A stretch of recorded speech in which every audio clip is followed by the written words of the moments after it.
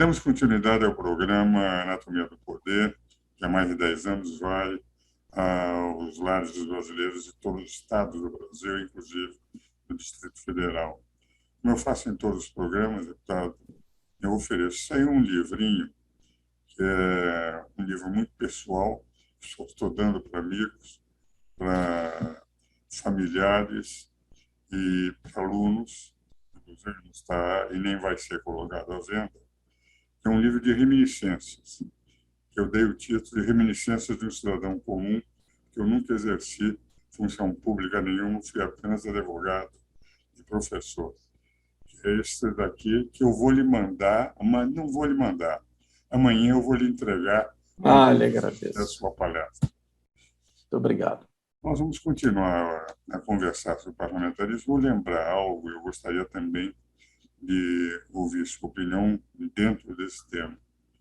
Rui Barbosa, quando foi um dos grandes propagadores da Constituição de 1891 para o presidencialismo, Paulo Brossard escreveu um livro muito interessante sobre o Rui de 10 anos depois, o Rui que concorreu e perdeu as presidências da República.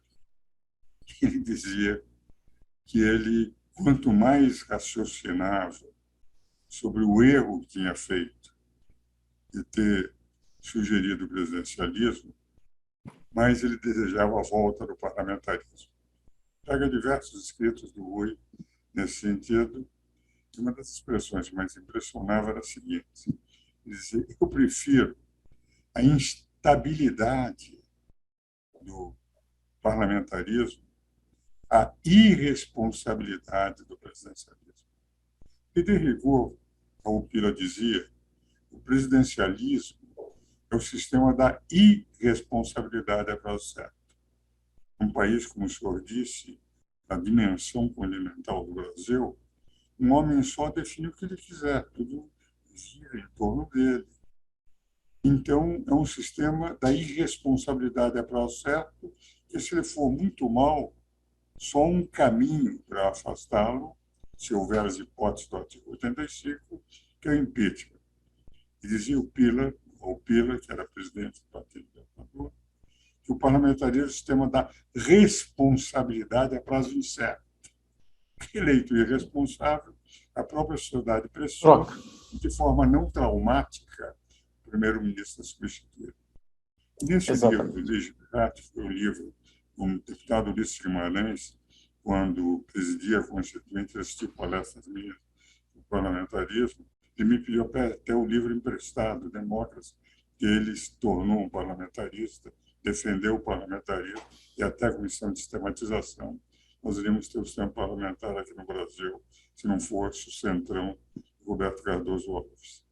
Dizia, no Digipart, quando ele apresentava o livro, ele mostrava o seguinte, que todos os países parlamentaristas, os partidos políticos se tornam partidos, primeiro, número pequeno, pelo próprio sistema.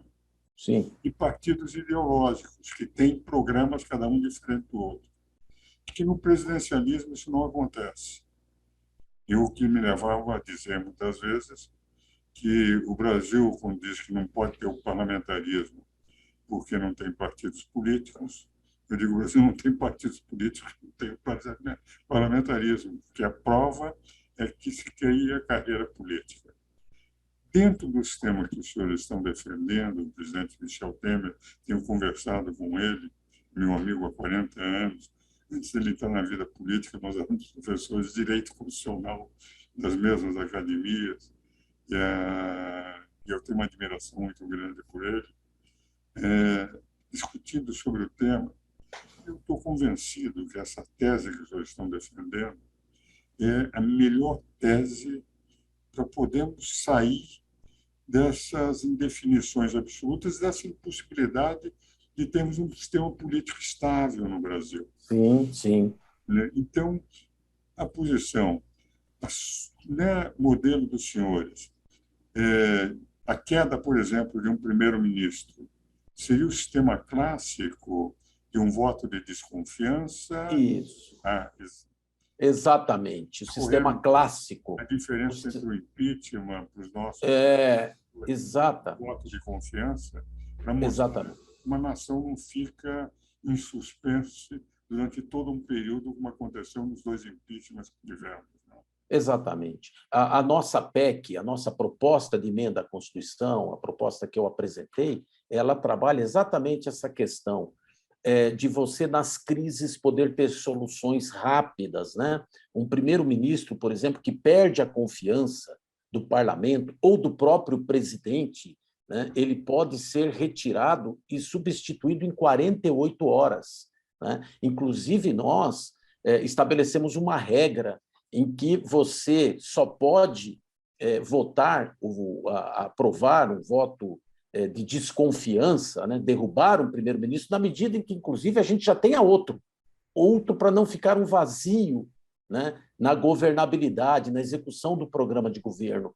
É de uma rapidez que você toma as atitudes muito diferente do processo de impeachment. Né? Processo de impeachment, além de longo, traumático, demorado, agora até estão procurando fazer uma revisão, tem uma comissão estudando a revisão da lei de impeachment. Além disso, tem os pedidos de impeachment que geram instabilidade. Veja que eu tenho aqui, só para o senhor ter uma ideia, o presidente Fernando Henrique teve 24 pedidos de impeachment, o Lula 37 pedidos de impeachment, a Dilma teve 68 pedidos de impeachment, o presidente Temer, que ficou tão pouco tempo, mas mesmo assim teve 31 pedidos de impeachment, e o Bolsonaro mais de 130. Ou seja, olha a instabilidade dos pedidos. Agora, imagina se abre-se um processo, né? Tanto é que dos 4 últimos presidentes, sem contar o Bolsonaro, só 2 concluíram os seus mandatos, né? Porque 2 sofreram o processo de impeachment. Fora o tempo de 1 ano para se concluir um processo de impeachment, 10 meses, é um trauma para o país, inclusive, é uma paralisação do crescimento econômico, né? O país para, não há investimentos. Então, a estabilidade gerada pela nossa proposta, ela é bem melhor. E nós sabemos que o parlamentarismo tem funcionado melhor nos países mais desenvolvidos.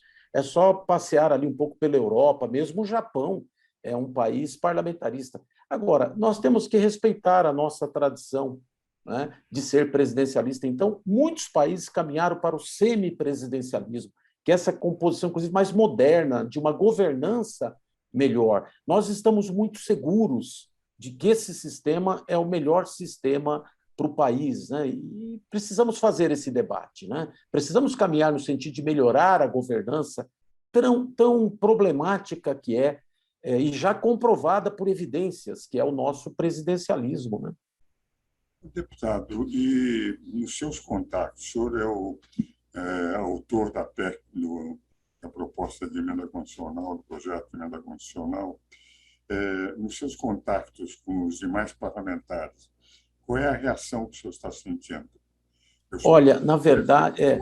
Acho que a PEC viria solucionar N problemas na nação, sou dos entusiastas desde o primeiro momento da apresentação da ideia pelo presidente Temer, e o senhor, na proposta, muito bem defendida, não podia ser melhor apresentado do que pelo senhor, mas os contatos que o senhor está tendo, como é que o senhor está sentindo a repercussão dentro do próprio parlamento? Olha, quando há o diálogo e o debate sobre o assunto, um assunto que é relativamente, o sistema relativamente pouco conhecido, né? Mas quando há o debate, as pessoas ficam admiradas, elas gostam. É lógico que haverão ajustes, mas elas gostam muito do semipresidencialismo. E mesmo nos debates que a gente faz com a sociedade civil, elas compreendem. Então, há necessidade de debater o assunto. As pessoas vão conhecendo e vão sentindo a necessidade de melhorar a governança do país. Veja que nós continuaremos tendo um presidente da República eleito pelo sufrágio universal do voto, ou seja, com toda a legitimidade. Ele indicará o primeiro-ministro. O que nós vamos fazer? Como o presidente já indica hoje um ministro da Casa Civil, indica quem ele quiser, mas o que nós vamos fazer é dar responsabilidade ao Congresso Nacional sobre o plano de governo. O Congresso não pode ficar desconectado da necessidade de um plano e um programa ao qual o presidente é eleito. Quer dizer, o presidente é eleito para executar um programa e os deputados estão cuidando da vida deles, individualmente, sem nenhuma responsabilidade com aquele programa de governo. E aí começam, inclusive, a dificultar o andamento e de maneira voluntariosa, não é de maldade, é que eles estão procurando dinheiro para suas bases, estão procurando recursos para suas emendas e acabam buscando recursos e tirando os recursos do próprio plano de governo que foi eleito o presidente da República pelo povo. Né? Vejam os investimentos cada vez. Então, nós precisamos dar responsabilidade à Câmara Federal. Olha, deputado, eu considero que a proposta vale a pena ser debatida. Vou tomar liberdade no conselho que eu presido, Conselho Superior de Direito, há 33 anos. Lá temos ex-presidentes da República, o próprio presidente Michel Temer, nosso conselheiro, ministros da Suprema Corte. Hoje, por exemplo, tivemos a reunião, uma exposição do ministro Francisco Rezec, que é nosso conselheiro, sobre a guerra da Rússia contra a Ucrânia. Eu vou tomar liberdade de convidá-lo para uma reunião nossa nesses próximos meses, aquele que for possível, ele manda o calendário, porque lá, e o livro que eu lhe mandei sobre o parlamentarismo foi de um congresso que nós fizemos sobre o parlamentarismo. Todos são favoráveis ao parlamentarismo. Então, ninguém melhor para debater com professores das principais universidades de São Paulo e do Brasil o tema. Felizmente, deputado, o tempo é um inimigo. Eu gostaria de ficar conversando indefinidamente com o senhor, mas nosso programa, infelizmente, é de apenas meia hora. Quero lhe agradecer muito a sua presença no programa e amanhã estarei lá no auditório ouvindo com toda atenção a sua exposição na Fiesp. Muito obrigado e, senhores telespectadores, espero-os novamente no próximo domingo.